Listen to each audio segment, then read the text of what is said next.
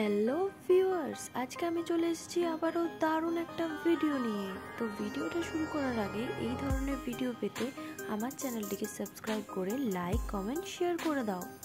কোনো অ্যাপের পাসওয়ার্ড ভুলে গেছো? তো আজকে আমি তোমাদের বলবো কিভাবে কোনো ঝামেলা ছাড়াই তোমরা যে কোনো অ্যাপের পাসওয়ার্ড আবারও ফিরে পেয়ে যাবে। তো চলো ভিডিওটাকে শুরু করা যাক। প্রথমে কিন্তু তোমরা চলে যাবে তোমাদের ফোনের সেটিং অ্যাপে। সেটিং অ্যাপে টাচ করার পর তোমাদের চলে আসতে হবে গুগলে। তো এখানে কিন্তু তোমাদের একটু গুগল অপশনটা খুঁজে নিতে হবে। গুগল খুঁজে নেওয়ার পর গুগলের ওপর টাচ করে নেবে। গুগল টাচ করার পর দেখো এখানে অল সার্ভিসেস লেখা আছে, আমরা কিন্তু অল সার্ভিসেসে চলে যাব। অল সার্ভিসেসে যাওয়ার পর এখানে তোমাদের চলে আসতে হবে অটো ফিল উইথ গুগলে। অটো ফিল উইথ গুগলে টাচ করার পর দেখো এখানে কিন্তু তোমাদের সামনে 4টে অপশন খুলে যাবে।